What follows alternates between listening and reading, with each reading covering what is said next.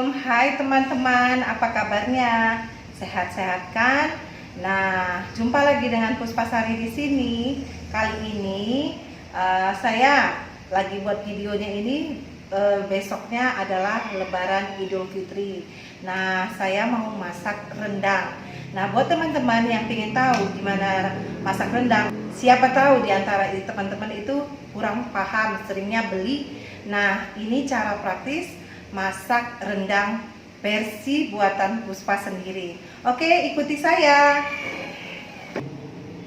Nah, di sini sudah ada 1,5 kg rendang yang sudah dipotong-potong.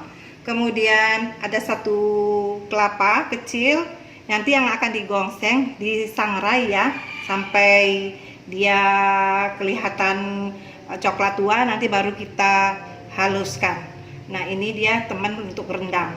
Kemudian ada bawang putih, bawang merah, ini lengkuas, kunyit, jahe, bawang putih. Nah, cabai merah, cabai hijau, cabai rawit ya. Kemudian ada jintan untuk disangrai nanti dengan kelapa gongsengnya. Nah, di sini juga ada serai, daun kunyit dan daun salam. Nah, tak lupa santan kental dan santan kurang kental. Santan kurang kental dan santan kental. Ya, begitu kira-kira. Oke, pertama-tama kita gongseng dulu ya. Kita sangrai dulu ini kelapa sampai kelihatan coklat tua ya. Ikuti saya. Nah, kita hidupkan kompor. Kita kecilkan apinya, lalu kita masukkan kelapa yang mau kita sangrai.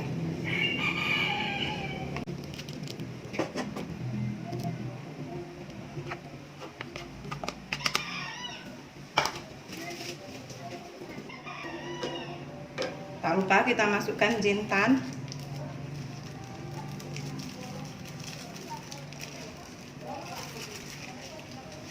Nah, kita sangrai sampai kecoklatan.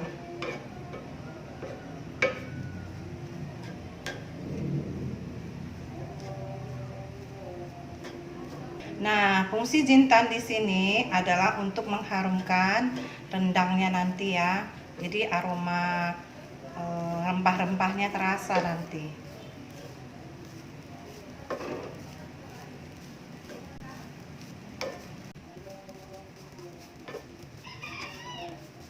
Nah, kegunaan kita mensangrai kelapa ini biar rendangnya itu terasa lemak. Jadi memang versi kalau mau rendang itu kelapanya memang sebagian itu disangrai lalu dihaluskan.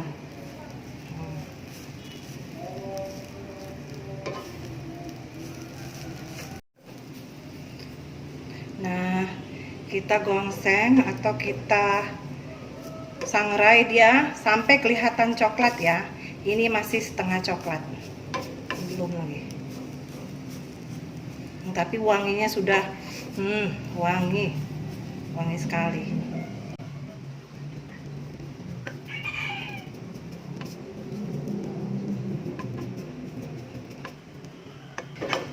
Nah, kalau mengsangrai kelapa ini kita harus terus diaduk-aduk ya. Bagian yang bawah harus kita naikkan ke atas. Kalau tidak akan gosong. Jadi kita harus aduk-aduk terus, jangan bagian bawahnya jadi gosong, pahit nantinya kelapanya. Jadi kalau begini dia merata. Warnanya juga merata nanti, masaknya juga merata.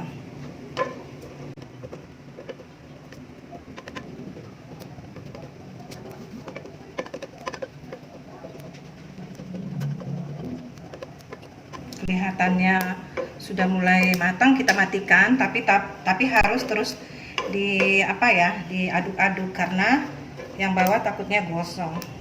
Tapi apinya sudah saya matikan. Sekalian menunggu kelapanya ini yang disangrai ini dingin, baru kita haluskan ya.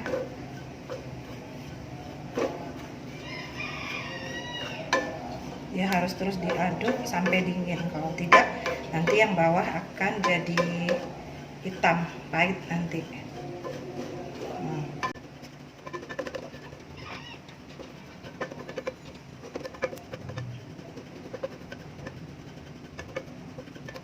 Ya, ini sudah kelihatannya udah dingin, nggak perlu diaduk-aduk lagi. Kalau sudah dingin, fry pan yang di bawahnya itu tidak menghantar panas pada kelapa yang digoreng ini, jadi dia nggak mengakibatkan kelapa yang paling bawah itu menjadi hitam dan gosong. Kelihatan sudah dingin.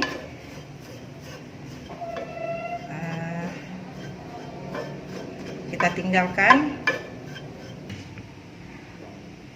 Oke, selanjutnya kita masukkan cabai dan cabai rawit, kemudian bawang putih, bawang merah, jahe, lengkuas, dan kunyit. Kita masukkan.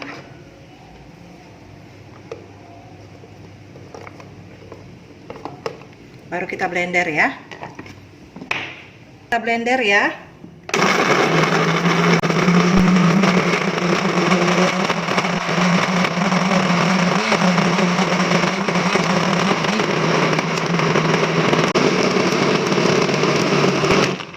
Kita hidupkan apinya, lalu kita masukkan santan yang kurang kental, lalu kita masukkan bumbunya.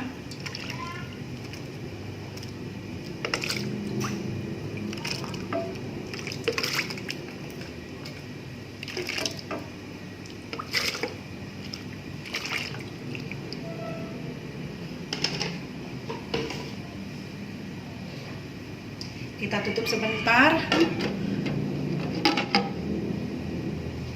Kemudian kita akan memblender kelapa yang sudah kita sangrai tadi.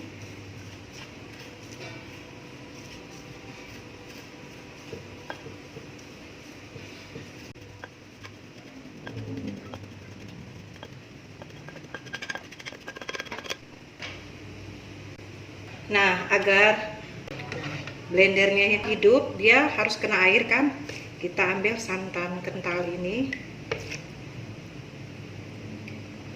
Nah, baru kita blender. Kemudian kita blender ya.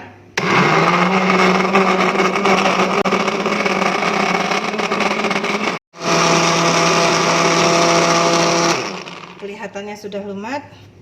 Kita angkat ya. Kita buka.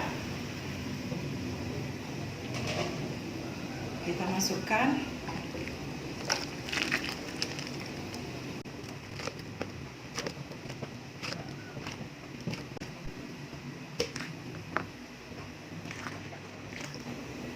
Lalu kita masukkan dagingnya ya.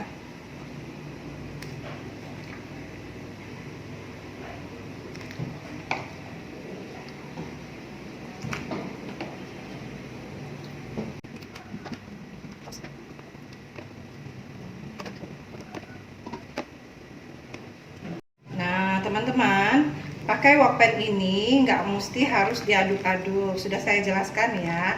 Teman saya ada yang tanya, kenapa kamu masukkan bahan-bahannya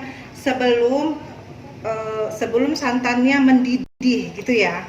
Nah, kalau pakai wok pan ini, kita nggak mesti harus mendidih dulu bahan-bahannya baru kita masukkan bahan-bahannya ya. Karena dengan sendirinya, kalau kita mau praktis, buat apa capek-capek nunggu sampai mendidih. Nah, begini aja, tunggu sampai 20 menit, hasilnya akan sama dengan ketika kita harus mengaduk-aduknya. Itulah keistimewaan wok pan ini. Kita tunggu ya 20 menit, baru kita masukkan bahan-bahan yang lain seperti garam, lada, dan bumbu penyedap, beserta dengan daun kunyit, serai, dan daun salamnya. Oke, menunggu rendangnya kelihatan empuk, kita iris-iris daun jeruknya ya. Nanti akan kita masukkan setelah 20 menit rendangnya setengah matang.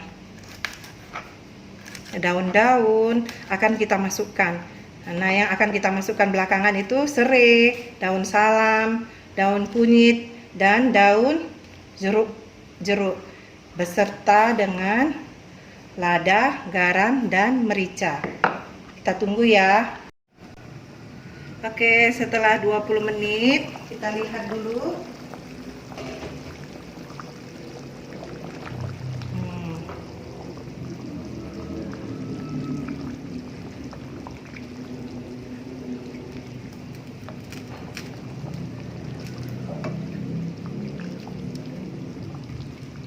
Baru kita masukkan lada, garam, dan merica.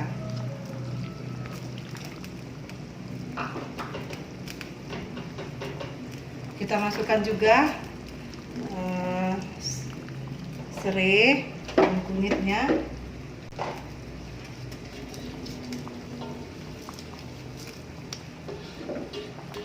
dan daun salam serta daun jeruknya.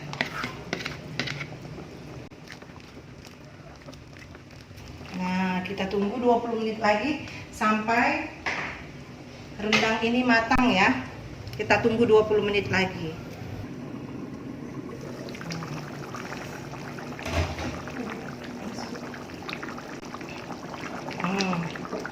Kira-kira 30 menit yang dia jadinya ya. Ini hasilnya. Kita matikan apinya. Nah, kalau mau lebih kering lagi, tinggal diperlama waktunya ya.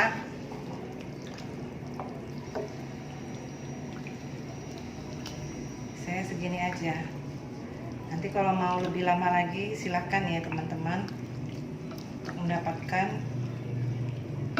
ini masih ada kuahnya.